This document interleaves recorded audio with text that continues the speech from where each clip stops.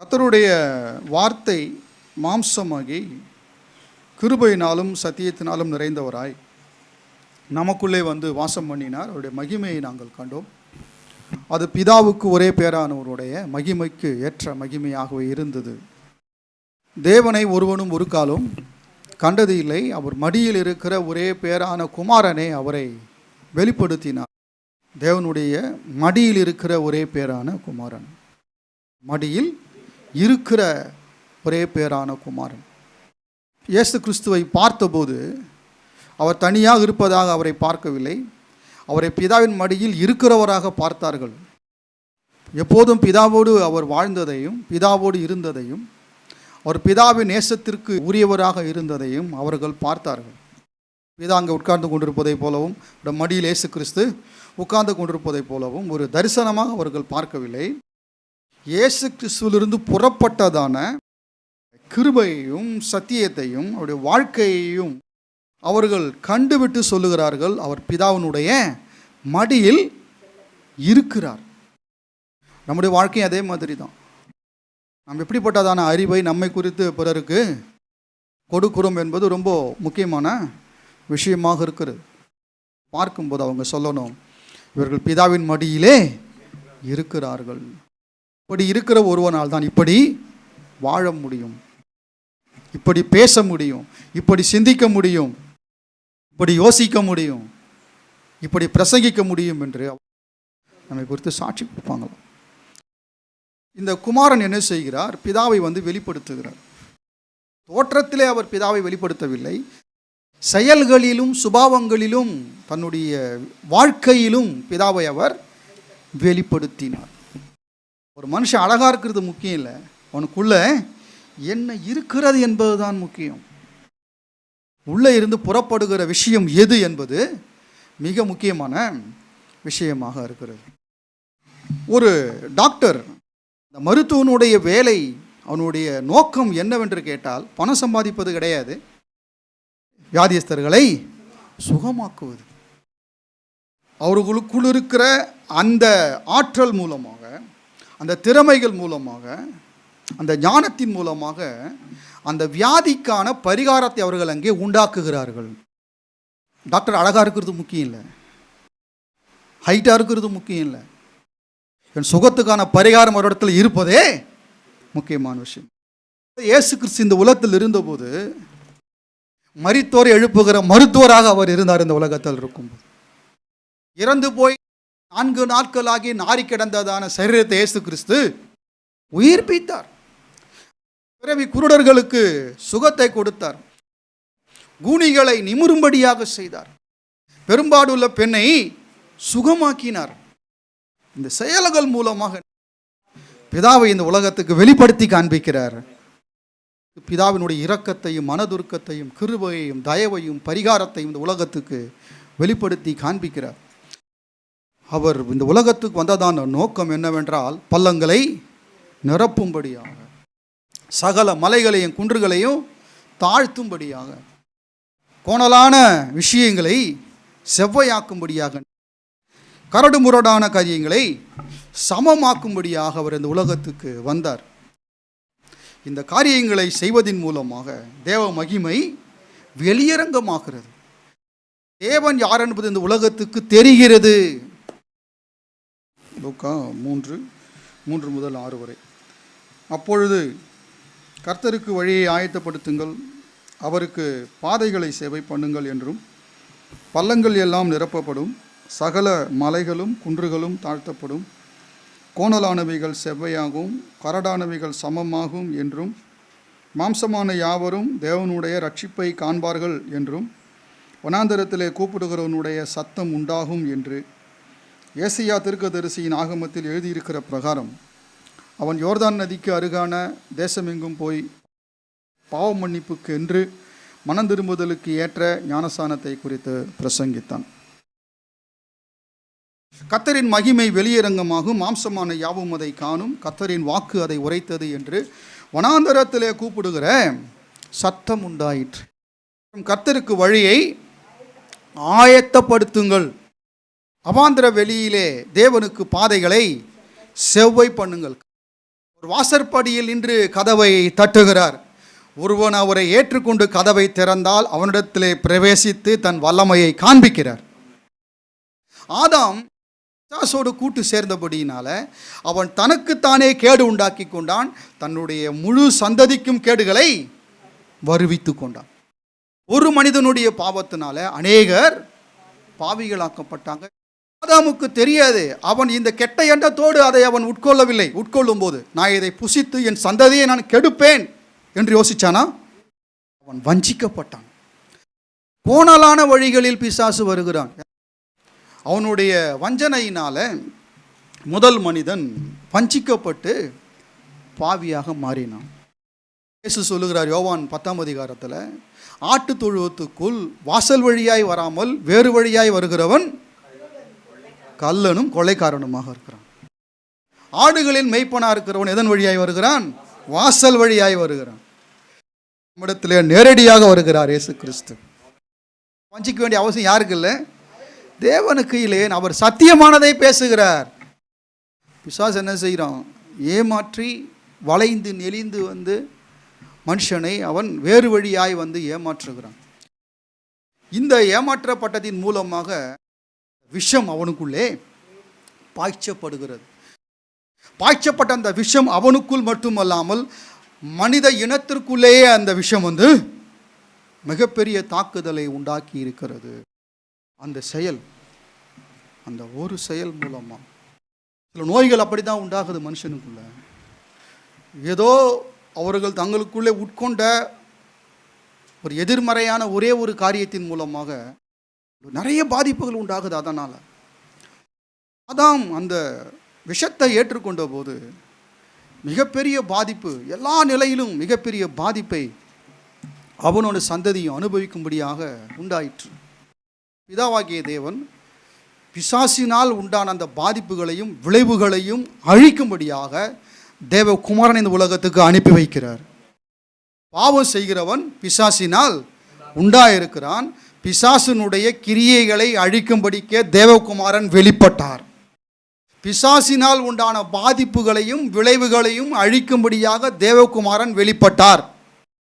பேய் பிடிச்சு ஆடுவாங்கல்ல ஜனங்க, தலை விரித்து ஆடுவாங்கல்ல, அந்த நேரத்தில் தலை விரித்து ஆடுற அந்த ஆட்டம் போடுகிற அந்த பிசாசின் அந்த நிலையை அழிக்கும்படியாக மட்டும் கிறிஸ்து வரவில்லை. பிசாசினால் உண்டான எல்லா பாதிப்புகளையும் விளைவுகளையும் அழிக்கும்படிக்கு தேவகுமாரன் வெளிப்பட்டார். அந்த செயலை அவர் அழிக்கிறார். கோணலான விஷயங்களை எல்லாவற்றையும் நேராக்குகிறார். லூக்கா சுவிசேஷம் 19ஆம் அதிகாரத்துக்கு வரும்போது, அவர் எரிகோவிலே பிரவேசித்து அதன் வழியாக நடந்து போகையில் ஆயக்காரருக்கு தலைவனும் ஐஸ்வர்யவானுமாக இருந்த சகி எண்ணப்பட்ட ஒரு மனுஷன் இயேசு எப்படிப்பட்டவரோ என்று பார்க்க வகை தேடினான். அவன் குள்ளனானபடியால் ஜனக்கூட்டத்தில் அவரை காணாமல் அவர் போகும் வழியில் முன்னாக ஓடி அவரை பார்க்கும்படி ஒரு காட்டத்தி மரத்தில் ஏறினான்.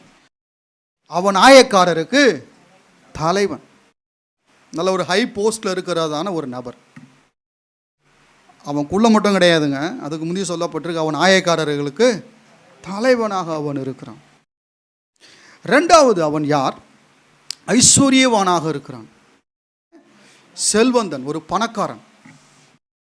இப்படிப்பட்டதான மனிதனுக்கு ஒரு ஆசை இருந்தது, இயேசு எப்படிப்பட்டவரோ என்று பார்க்க வேண்டும். அவன் உருவத்தை பார்க்க விரும்பினானா? அவர் செய்கிறதான அற்புதங்களை பார்க்க விரும்பினானா? இயேசு எப்படிப்பட்டவரோ என்று பார்க்க விரும்பினான். இயேசு ஜனக்கூட்டத்தில் இருந்தபடியினால் அவரை அவனால் பார்க்க முடியவில்லை. அவர் போகும் வழியில் முன்னாக ஓடுகிறான். அவன் பிச்சைக்காரன் கிடையாது, ஏழை கிடையாது, சாதாரண ஆள் கிடையாது, ஒரு மிகப்பெரிய ஒரு மதிப்பு பெற்ற ஒரு மனிதன் முன்னாக ஓடுகிறான். இயேசு அந்த இடத்திற்கு வந்து சேர்வதற்குள்ள அவரை பார்க்க முடியாக விரும்பி ஒரு காட்டத்தி மரத்தின் மேலே ஏறுகிறான். யார் ஏறுவாங்க? சின்ன பசங்க தான் ஏறுவாங்க. இவன் ஒரு அந்தஸ்து உள்ள ஒரு மனுஷன், இவன் எல்லாருக்கும் பிரபலமான ஒரு ஆயக்காரன் ஆகிய ஒரு தலைவனாக இருக்கிறவன், மிகப்பெரிய ஒரு பணக்காரன். ஆனால் அதெல்லாம் மறந்துட்டான்னு நினைக்கிறேன். அந்த நேரத்தில் தான் யார் என்பதையே மறந்து விட்டான். இயேசுவை நீங்கள் தேட விரும்புவீர்கள், ஆனால் நீங்கள் யார் என்பதை நீங்கள் மறந்து விடுவீர்கள். எவ்வளோ பெரிய பதவி படைத்தவர்கள் என்பது ஞாபகத்தில் இருக்காது.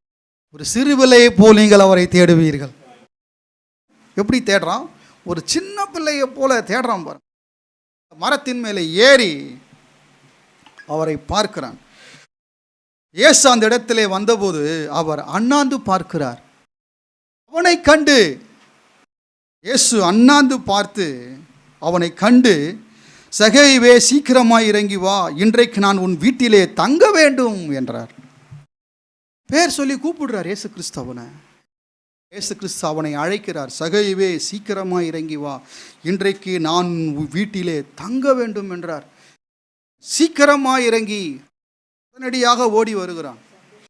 சீக்கிரமாய் இறங்கி சந்தோஷத்தோடே கூட அவரை அழைத்து கொண்டு போனான். வேறு எதையுமே யோசிக்கல.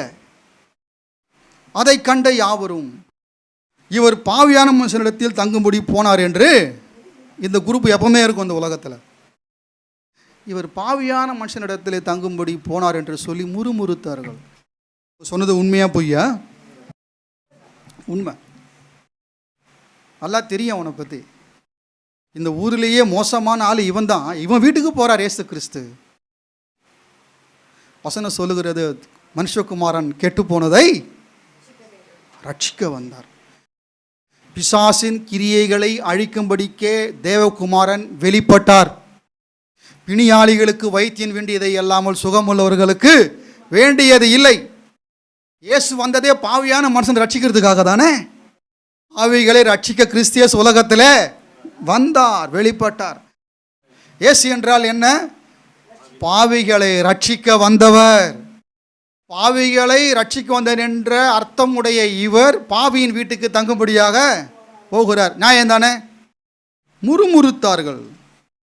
சகேயு நின்று, இந்த முறுமுறுக்கிறதெல்லாம் காதில் கேட்குது. சகேயுக்கு ஜனங்க திட்டிக்கிட்டு இருக்காங்க. சகேயு மேலேயும் கோபம், இயேசு மேலேயும் கோபம். அவ்வளோ முறுமுறுத்து பேசிக்கிட்டு இருக்கும்போது சகேயு நின்று கர்த்தரை நோக்கி, அவன் பார்க்க வந்தது யார? இயேசுவை. இப்போ யாரை பார்க்கிறான்? கர்த்தரை பார்க்கிறான். கர்த்தரை நோக்கி. இதுவரைக்கும் அவன் இயேசு ஒரு நபராக, ஒரு மனுஷனாக பார்த்தான். அங்கே கர்த்தருடைய மகிமை வெளியரங்கமாகிறது அவனுக்கு. அவன் கர்த்தரை அங்கே பார்க்கிறான். இயேசு பேசின அந்த வார்த்தை, அங்கிருந்து புறப்பட்ட அந்த இரக்கம், அந்த உருக்கம், அந்த கிருபை, இதையெல்லாம் பார்த்துட்டு, ஒரு மனுஷன் அல்ல, இவர் கர்த்தர். கர்த்தரை நோக்கி பேசுகிறான். இப்போது கர்த்தரை நோக்கி, ஆண்டவரே, ஐயா இயேசுவேன்னு சொல்லியிருக்கலாம், சொல்றான், ஆண்டவரே, என் எஜமானனே, என் தலைவனே. ஆண்டவர்னா என்ன? எஜமானன், தலைவன், எனக்கு எல்லாமானவர். என் ஆஸ்தியில் பாதையை கோணலானவைகள் செவ்வையாகும். இயேசு இதெல்லாம் விட்டுருன்னு சொல்லவே இல்லைங்க. மகிமை வந்த உடனே கோணெல்லாம் தானா சரியாகுது. அந்த இடத்துல அவன் கோணலான வழியிலே சேர்த்து வைத்ததான சம்பாத்தியங்கள் அவைகள் நேர்மையான வாழ்க்கையினால வந்தது கிடையாது. ஜனங்களை ஏமாற்றி, வஞ்சித்து, துன்புறுத்தி நேர்வழியாக சம்பாதிக்காமல் தவறான வழியால் சம்பாதித்ததான ஐஸ்வர்யங்கள் அவைகள். ரொம்ப நேரம் பிரசங்கெல்லாம் பண்ணல இயேசு கிறிஸ்து. ஒரு 3 நாள் பிரசங்க கூட்டம் வைக்கல. 5 நாள் கன்வென்ஷன். காலையில் ஒரு சர்வீஸ், மத்தியானம் 3 மணிக்கு ஒரு காத்திருப்பு கூட்டம், சாயங்கால விசேஷ கூட்டம், நைட்டு இரவுக்கு ஒரு காத்திருப்பு, அது முடிஞ்சதுக்கப்புறமா வாலிபர் கூட்டம், 5 நாள் சாப்பாடு போட்டு, இப்படிப்பட்ட கூட்டங்கள்லாம் வைக்கலங்க இயேசு கிறிஸ்து. சின்ன பிரசங்கம் தான். இறங்கி வா, உன் வீட்டில் நான் தங்க வேண்டும். அவரில் இருந்த அந்த கிருபையும் அந்த உண்மையும் நன்மை அவனுக்குள்ளே பாய்ந்தோடினபடினால கர்த்தரை அவன் கண்ட உடனே, அது வெளியரங்கமான உடனேயே அவனுக்குள்ள இருந்த கோணல்கள் எல்லாம் அப்படியே நேராகிறது. அவன் வாழ்க்கையில் அவன் நேர்மையானவனாக மாறுகிறான். ஆஸ்தியில் பாதியை நான் ஏழைகளுக்கு நான் கொடுக்கிறேன். நான் ஒரு இடத்தில் ஏதாகிலும் அநியாயமாய் வாங்கினது உண்டானால், ஏமாற்றி வஞ்சித்து வாங்கினது உண்டானால், அவைகளை நாளத்தனையாக திரும்ப கொடுக்கிறேன். என்ன செய்யணும்னு சொல்லலை, செய்ய வேண்டியதை சீக்கிரமாய் செய்யணும் சொல்லலை. அவரோடு இருந்தாலே போதும், அவரோடு வாழ்ந்தாலே போதும், கோணலெல்லாம் செவ்வையாகும். இயேசு அவனை நோக்கி, இன்றைக்கு இந்த வீட்டுக்கு ரட்சிப்பு வந்தது என்று சொன்னார். இன்னைக்கு இந்த மனுஷனுக்கு ரட்சிப்பு வந்ததுன்னு சொல்லியிருக்கலாமே. இவன் வீட்டுக்கே இன்றைக்கு ரட்சிப்பு உண்டாயிற்று. ஒருவன் நேராகும் போது, ஒருவனுடைய காரியங்கள் நேராக்கப்படும் போது அதனுடைய விளைவு என்ன? உன் வீட்டுக்கே ரட்சிப்பு உண்டாகிறது. இவனும் ஆபிரகாமுக்கு குமாரனா இருக்கிறானே. இதை கேட்ட மற்றவங்களுக்கு எப்படி இருக்கும்? என்ன சொல்லியிருப்பாங்க? அப்போ நாங்கள்லாம் யாருன்னு கேட்டிருப்பாங்க.